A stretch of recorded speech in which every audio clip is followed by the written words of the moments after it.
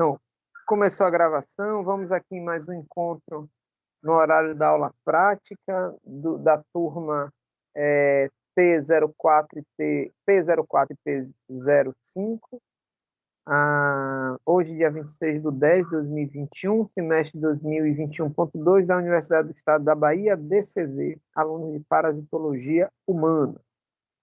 Continuando, gente, o estudo dos nematóides, agora vamos conhecer pelo menos mais um desses dois helmintos que nos são interessantes, que é Trichurus trichiura e Enteróbio vermiculares. Eles apresentam as mesmas características já apresentadas na aula anterior de nematóide, tá? Então vamos lá. Trichurus trichiura é causador da tricuríase. É uma enfermidade causada por um helminto que é menos comum, é menos frequente na nossa rotina, mas acontece em um grupo de pessoas, sobretudo crianças e pessoas que vivem em condições de saneamento básico e habitação não adequada, tá? Então, é importante a gente conhecer esse helminto, porque um caso crônico dessa infestação pode causar uma deformação e uma inflamação no reto, que precisa de uma intervenção hospitalar e de um acompanhamento medicamentoso adequado para restaurar o indivíduo às suas condições normais para manter a função do sistema digestório adequado. Vamos conhecer, então, quem é Tricutis. Continuamos falando de animal, então continuamos no filo Nematelminto, a classe é nematoda, ou seja, tem um aparelho digestivo completo, que nem todos os animais deste grupo, pertence à superfamília Tricuroidea, a família Tricuridae, o gênero que nos interessa é Trichuris e a espécie Trichuris tricura. Do latim, tricuris quer dizer cabelo, então trique é cabelo, né? Ou muito fino, ou algo muito fino. Então, tricuris, tricura, é para chamar a atenção de um verme que tem dimensões igual a um cabelo, é muito fininho, tá bom? Isso é importante, a gente vai entender na anatomia de tricuris, tricura, ele vai utilizar esse corpo mais afilado para se fixar, para penetrar no tecido onde ele vai causar a parasitemia, tá bom? Então vamos conhecer, aí está a tricuris. A fêmea, como de regra, é maior do que o macho, chega até 4 centímetros. O macho é um pouquinho menor, 3 centímetros. A fêmea ela é toda distendida, então a fêmea na imagem é esse indivíduo maior, ela tem os 2 terços anteriores do corpo fusiforme e fino, e o terço final é mais oblongo, né? Ele é alongado e roliço, diferente do macho. O macho é esse indivíduo que está mais enovelado, ele também tem os 2 terços mais filiformes, afilados, e o terço final dele não é tão oblongo, é mais curto e ele está sempre dando voltas circuncêntricas, que é uma característica dos machos de nematoda, envolver a região final, que seria a cauda, para a proteção dos órgãos genitais. Então, a gente consegue facilmente identificar machos de fêmeas. Então, na imagem à direita, a gente consegue ver as fêmeas aqui no canto superior e no canto inferior todos os machos com a cauda aí bem, bem arredondadinha e novelada. Bom? Então, a anatomia dos adultos está representada aí também na figura da direita. Vou aumentar um pouquinho só para a gente acompanhar. Então, aqui eu tenho a fêmea, a gente consegue ver ó, a boca, um esôfago longo, depois eu tenho um anel esofágico aqui, ó, sinalizando, e isso é importante na identificação do grupo. Os nematóides têm um anel esofágico, por dentro desse anel é que passa o intestino, tá bom? Esse anel é um anel nervoso, então o esôfago passa por dentro de um anel nervoso e depois segue o intestino. Eles vão apresentar também órgãos sexuais separados, macho está no indivíduo e fêmea está no outro, diferente de tênia, né, que dividiam no mesmo indivíduo os órgãos reprodutivos. Então, a gente vai ter a vulva, que é a abertura genital, uma vagina, um útero. O útero é longo, é único, né, para caber todos os ovos que vão ser produzidos, né, com a fecundação interna da fêmea. No final do útero, ele se alonga e para caber todos os ovos aí dentro, e esses ovos vão ser expelidos por meio do canal vaginal e da vulva. No lado oposto ao útero, é como se fosse um tubo também alongado, a gente tem os ovários. Então, no sentido interno para o externo, o trato reprodutivo da fêmea é um tubo em que na ponta mais interna eu tenho um ovário tubular filiforme. Desse ovário, ele tem um oviduto, que é um canal por onde os óvulos vão ser liberados, e ele cai no mesmo tubo, um pouco mais delgado e mais comprido, que seria o útero. No útero, esses ovos vão ganhar casca, vão ganhar vitelo e vão sendo empurrados até a vagina, até serem expelidos pela vulva. O macho tem a parte anterior igualzinha à fêmea, então aqui a gente não tem diferenças na parte anterior afilada, mas o macho vai mudar um pouquinho aqui o órgão sexual dele, né? Ele vai apresentar uma cloaca, a partir dessa cloaca aparece uma bainha, dentro dessa bainha tem um espículo, né? Uma espícula, ligada a essa espícula ele tem um ducto ejaculatório, que é isso aqui, e o ducto ejaculatório vai terminar num testículo também fino, filiforme, único, que por contração muscular expele o espermatozoide para dentro desse ducto ejaculatório e é então eliminado no interior do corpo da fêmea pela espícula. O macho sempre vai ter a parte final fazendo essa curvatura, que é próprio dos nematóides. Uma outra característica importante de tricuros e é utilizada no diagnóstico a partir do exame da amostra de fezes é reconhecer o ovo de tricúris. O ovo de tricúris não tem um outro que funcione da mesma maneira. Eu vou dar um exemplo para a gente fazer uma associação. Vocês já ouviram falar que a mulher, quando está grávida, no útero, na abertura do útero, forma um tampão, que é o tampão uterino, para manter isolado o conteúdo intrauterino do resto do ambiente externo. Esse tampão ele fecha uma entrada, né, ou uma saída, uma entrada do gameta ou a saída do embrião. Aqui no ovo vai ter a mesma coisa. No ovo de tricúris ele vai ter dois tampões, um tampão aqui e um tampão aqui, né? Ele tem o formato de um grão de arroz, ele é meio elíptico, com as extremidades mais afiladas. Ele vai apresentar uma membrana tripla. Olha só aqui, ó. Nessa imagem a gente consegue ver, deixa eu ver se eu consigo marcar todas elas para a gente. A gente tem a membrana que vai envolver o embrião, que é essa fininha aqui. Eu tenho uma membrana intermediária, deixa eu mudar de cor, que é... Oh, foi muito... Perdão, assim eu não consigo ver nada. Aqui eu tenho uma membrana intermediária e, por fim, eu tenho a casca. E, por fim, eu tenho a casca, tá bom? Então, essas três paredes dão proteção para o embrião que vai desenvolver no ovo. Portanto, esses dois tampões que tem nas extremidades é por onde a larva vai eclodir. Então, esses dois tampões, tanto num polo quanto no outro, eles vão ficando fragilizados, vão sendo desgastados, e à medida que eles ficam finos o suficiente, a larva sai de dentro do ovo de triquiúrio e começa o seu ciclo biológico já no meio externo ou mesmo dentro do hospedeiro. Tá? Então, é bem fácil a gente identificar ovo de Trichuris trichiura. Aqui, só para chamar a atenção do dimorfismo sexual.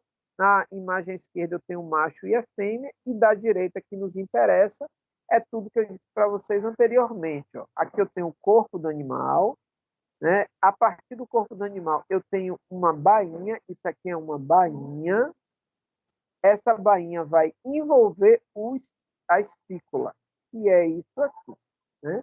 Onde tem a letra S. Essa espícula vai estar ligada diretamente ao filamento testicular, por onde o espermatozoide é liberado.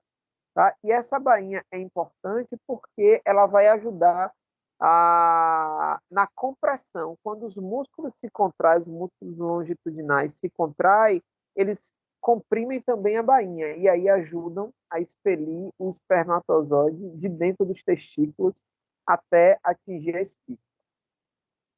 Tá bom?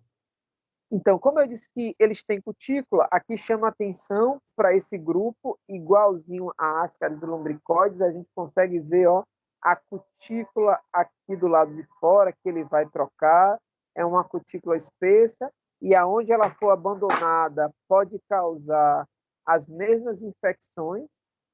Diferente de Ascaris, ele não tem trânsito nas vias sanguíneas, então esse helminto não procura um vaso sanguíneo para circular, então a cutícula é deixada ao longo do trato intestinal, mas caso ele encontre uma artéria, uma veia, um capilar, erroneamente faça acesso a esse vaso, ele pode deixar a cutícula em outro órgão, mas não é habitualmente um comportamento de Trichuris trichiura.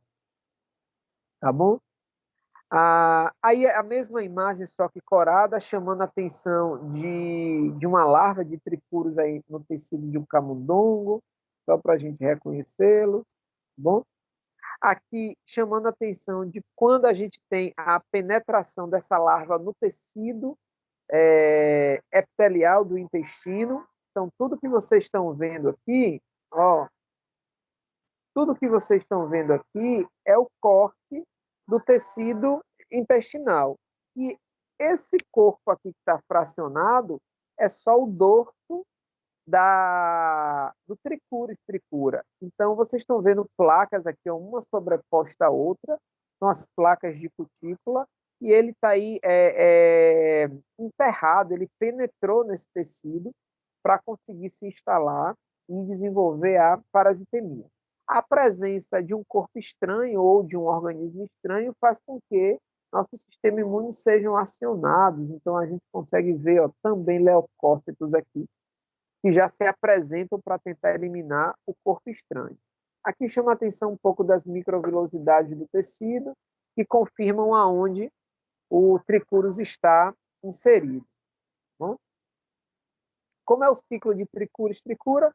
Muito fácil. Né? Também tem uma fase externa e uma fase interna. Então, precisa que a gente tenha um mamífero doente, nesse caso o homem, vai eliminar ovos. Esses ovos saem junto com as fezes, vão chegar no solo. Havendo temperaturas adequadas, oxigênio adequado, umidade, esses ovos se tornam viáveis e a gente faz a ingestão desse ovo. Seja via um alimento, via água, qualquer. Esse ovo vai conter a larva. Dentro dele, essa larva vai se formar até atingir a fase de larva infectante. Esse período do ovo embrionado até que você tenha uma larva infectante vai durar aproximadamente 15 dias, tá bom? Até aí, se você fizer a ingesta do ovo embrionado com menos de 15 dias em que ele não desenvolveu a larva, dentro do seu corpo ela também não vai continuar esse desenvolvimento e possivelmente você vai expelir o ovo sem ter desenvolvido essa larva. Caso você faça a ingestão de um ovo que já contenha uma larva infectante, essa larva vai ser liberada. Ou seja, aquele ovinho que vai chegar no seu trato digestório já com uma larva desenvolvida, vai ter aqueles dois tampões, né, aquelas duas regiões da cápsula do ovo, da casca do ovo, que eu vou dar o nome de opérculo. Aqueles dois tampões, que são os opérculos, vão ser desgastados pelos ácidos estomacais. Então, a presença do ácido do estômago degrada aqueles dois tampões vão deixar a parede bem delgada, bem fina, e permite, então, que a larva saia. Lá no trato digestório, passado o estômago, no intestino delgado, a larva sai de dentro do ovo e elas, então, vão se instalando nas criptas do seco, né? Nos dobramentos do tecido que forma a superfície epitelial do seco. Se instalam ali e, como elas têm uma parte bem fina do corpo, bem afilada, eles usam isso para penetrar no tecido. É como funcionasse como um filete, né? É uma agulha. Eles então vão usando a parte mais fina, penetrando no corpo e girando para se fixarem dentro do tecido, de maneira que eles ficam sempre subjacentes, eles ficam embaixo do muco, embaixo da primeira camada de tecido, e ainda que você tenha o fluxo das fezes, eles não são retirados do intestino, o fluxo do alimento, não são retirados do intestino porque eles se implantaram abaixo da camada mucosa ou mesmo abaixo da primeira camada epitelial, certo? Aí eles vão permanecer ali, a larva vai permanecer ali durante alguns dias e aí começa o desenvolvimento para a fase adulta. Esse desenvolvimento vai levar um período maior, aproximadamente 90 dias, então 3 meses após essa infecção, você já tem tricúris maduros fixos embaixo da mucosa ou embaixo da camada da primeira camada epitelial do tecido e já apresentam órgãos sexuais maduros, espermatozoides prontos, óvulos prontos. E os indivíduos mais próximos vão então fazer a cópula e a fêmea começa a eliminar os ovos. Vamos compreender o ciclo aqui na imagem. Tão simples quanto Ascaris lumbricoide, é monoxênico, só depende do homem, a contaminação se dá pela água, pela mão, pelo alimento contaminado, e a condição aqui é fazer a ingesta de um ovo contendo uma larva, a larva L3. Se fizer a ingesta de um ovo embrionado, antes de 15 dias, que é o ciclo normal de desenvolvimento da larva, não dá tempo dessa larva se desenvolver no nosso organismo, a gente vai expelir o ovo da mesma maneira e não vai haver contaminação nem eclosão larval, tá bom? Triquiurus é um mito restrito, então ele vai transitar apenas pelo trato intestinal, estômago e intestino. Erraticamente, ele pode cair numa vesícula biliar, pode cair numa veia que vá até o sistema hepático, mas não é comum que isso aconteça. Tá? Qual é a patogenia que ele causa, né? As larvas e os indivíduos adultos. Eles têm 3 ações importantes, que é a exfoliativa, a enzimática e a irritativa inflamatória. A ação exfoliativa, eles vão absorver fluidos, linfa, sangue e, sobretudo, ferro e aminoácidos. Então, eles são excelentes absorvedores desses elementos e podem causar ao indivíduo a carência de algum elemento e apresentar uma avitaminose, uma anemia. A anemia é o primeiro sintoma que aparece. Por estarem instalados no trato digestório e precisarem penetrar a camada de muco ou epitélio, eles liberam enzimas. Essas enzimas, para causar lesão na parede ou mesmo destruir o muco, ela também causa a lesão, a necrose no tecido. Então, na região fecal, na região ao longo do intestino que vai sendo ocupado pelos tricuras, você pode ter pontos de inflamação, porque formou uma úlcera, formou uma lesão, uma ulceração em função da eliminação enzimática feita pelo parasita. Além disso, a presença do indivíduo vai causar a liberação de excretas, sobretudo excretas digestivas, elas têm uma ação irritativa e, por consequência, causam inflamação local, porque bactérias, fungos que estão associados ali àquela flora vão ocupar a lesão e caracterizar o quadro inflamatório. Então, o indivíduo nessa condição vai ter dores abdominais, não tem flatos, pode ter dificuldade na evacuação, pode ter dores ao evacuar, pode ter dores no reto, dor na região anal e perianal, que é incomum em outros grupos, como ascaris como enteróbios, e tricuros, eles podem fazer também a migração. Eles se instalam no seco e, à medida que eles vão amadurecendo, eles vão migrando para a parte final do reto e se instalam no epitélio, na camada epitelial do reto. Ou seja, a mesma implantação que eles fizeram lá no seco, eles fazem em torno da parede do reto e vão causar uma inflamação na região retal. Tanto o reto quanto a região do seco, quando inflamados, elas vão criando um edema. E esse edema vai diminuindo o espaço retal e diminuindo o espaço do seco. Já já a gente vai entender isso um pouquinho melhor. Se esse parasitismo do indivíduo for baixo, vai ter pouquíssimas alterações e nosso sistema imune é capaz de se livrar do tricuris tricura naturalmente. Se essa infecção já for mais numerosa, né, de média a alta, você vai ter a formação de úlceras, abscessos nos pontos de fixação das larvas para o desenvolvimento até a fase adulta. Né? E quando as infecções são maciças, são numerosas, a gente pode ter a anemia severa em função da ação exfoliativa, a vitaminose, sobretudo do complexo B, dos elementos do complexo B, e pode acontecer o prolapso retal. O edema do reto é tão grande que o reto ele é expulso da cavidade abdominal e ele é vertido para o lado de fora. Essa inflamação pode causar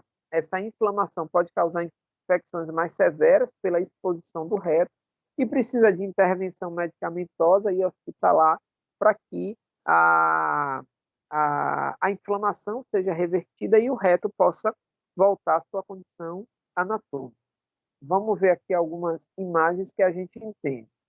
Na imagem à direita, eu estou mostrando aqui como eles se implantam. Então, vocês conseguem ver que só tem uma partezinha branca exposta. Essa é a parte oblonga, a mais cilíndrica que a gente consegue ver do tricuro. Os 2 terços anteriores, que é filiforme, que vai funcionar como uma agulha, está implantado abaixo do tecido, abaixo da mucosa. Então, vocês conseguem perceber que eles estão inseridos no tecido, inseridos na mucosa, e tem, inclusive, pontos de sangramento aí. Ó. Algum vaso foi rompido, dali vai causar uma ulceração, uma destruição tissular, e aquele ponto vai se inflamar e possivelmente pode haver alguma necrose. Quando a infestação é muito grande, o edema toma as paredes do reto e o reto everte, ele vai para o lado contrário. Então, vocês conseguem ver aí o reto evertido e em torno do reto vocês conseguem ver todos os tricuros aí implantados. Isso é muito comum em criança, sobretudo em crianças que moram em condições subhumanas, que não têm acesso à água tratada, né? E diversas crianças começam a se queixar de uma dor que acontece na hora de de defecar. Então, não é uma dor abdominal, é uma dor no ânus ou uma dor retal. Então, esse é o principal sintoma em que pode-se desconfiar, né, e fazer uma investigação da presença de tricuros ou tricuris triquiura. Quais são os sintomas mais comuns? As dores na região retal, né? Pode haver diarreia, ulcerações, junto com as fezes podem sair algumas rajadas de sangue. O exame padrão ouro para identificar triquiúrio é a investigação da presença de ovos, então é o exame de fezes, a sedimentação espontânea é suficiente para um diagnóstico. É uma doença cosmopolita, que distribui no mundo inteiro, não só na região tropical, e a sua epidemiologia está sempre associado a Ascaris lumbricoides.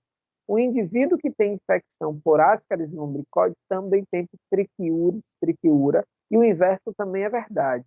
Então, quando aquela criança, né, aquele pré-adolescente, tem tricuris, ele tem Ascaris. Ou se tem Ascaris, ele tem tricuris.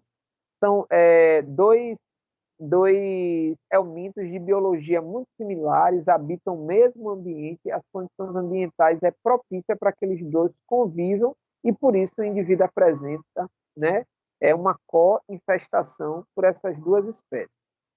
A incidência maior é de criança, então, de 12 anos a idades menores que essas, é comum acontecer a infestação de ascas de tricúris, e é muito mais comum nas áreas urbanas, porque ela diz respeito a esse lançamento de esgoto ou de fezes em locais inadequados. Isso não quer dizer que nas áreas rurais não vai acontecer, mas como as pessoas usam a água vinda de poço ou de rio e as fossas sépticas respeitam, né, na grande maioria das vezes, a distância de 50 metros da fonte hídrica, a frequência desses parasitas em indivíduos da zona rural é menor, mas não é uma regra de que na zona rural isso não vai acontecer. A profilaxia é idêntica a ascaris e lumbricoides, então o mesmo medicamento que usa para tratar um, ao mesmo tempo vai tratar o outro, então o mebendazol é o medicamento mais apropriado e o tratamento se replica. Eu vou precisar ter educação sanitária, saneamento básico, proteção dos alimentos, sobretudo a proteção dos alimentos para um aspecto diferente, que é sobre as moscas e baratas. Né? Os ovos de tricúris são muito leves. Então, significa que, se eu tenho restos de fezes contaminadas num vaso sanitário ou mesmo num local inapropriado, né, na minha rua, onde passa um esgoto a céu aberto, essas moscas e baratas transitam por essas fezes, elas podem carrear para dentro da casa da gente esses ovos. E como moscas e baratas vão transitar pelas frutas, pelos alimentos, elas podem também deixar esses ovos nos alimentos e a gente se contaminar, sobretudo as frutas. Então, atenção para as moscas e baratas, porque elas ajudam na disseminação dos ovos de tricúris por serem muito leves, tá bom? E é isso. O outro grupinho eu acho que a gente pode deixar para conversar na próxima aula. Eu quero saber se vocês têm perguntas. E eu não estou conseguindo parar aqui minha apresentação. Espera. Professor, uma dúvida. O ciclo, então, próxima semana vai ser de ascaris de tricúrias também? Os Não, dois? eu não vou colocar o de tricúris porque é extra. É da semana que vem. Eu vou botar só um. Só ascaris, né? Só asca. E deixa eu terminar de fechar aqui a apresentação. E o de sexta semana não vai ter, não, né? Vai, mas eu vou botar ele lá para frente. Por isso que eu quero primeiro postar a aula e colocar as datas direitinho para que a gente não tenha sobreposição de atividades. Viu? Certo. Fiquem em paz, eu vou planejando lá semanalmente para vocês não ficarem sobrecarregados. Se não tiverem dúvidas, são 12 grupinhos muito simples. A partir de agora, os grupos serão assim. Enteróbita é muito parecido, né, com os grupos apresentados hoje. A gente vai ter um pouquinho diferente depois em amarelão, em bicho geográfico, já viram falar, né? Certamente. Que vai mudar um pouquinho. Estrongiloide vai mudar um pouquinho. Mas, de uma forma geral, os helmintos agora são conteúdos muito fáceis da gente compreender. Dúvidas, meus anjos, me digam. Eu acho que está tranquilo, professor. Esse conteúdo foi mais tranquilo que os outros, bem mais. Mas eles são mesmo, fiquem em paz. Eles são mesmo. Se não tiverem mais dúvidas, um beijo. Eu vou encerrar a gravação. E, Jean, fale comigo, viu, depois da aula.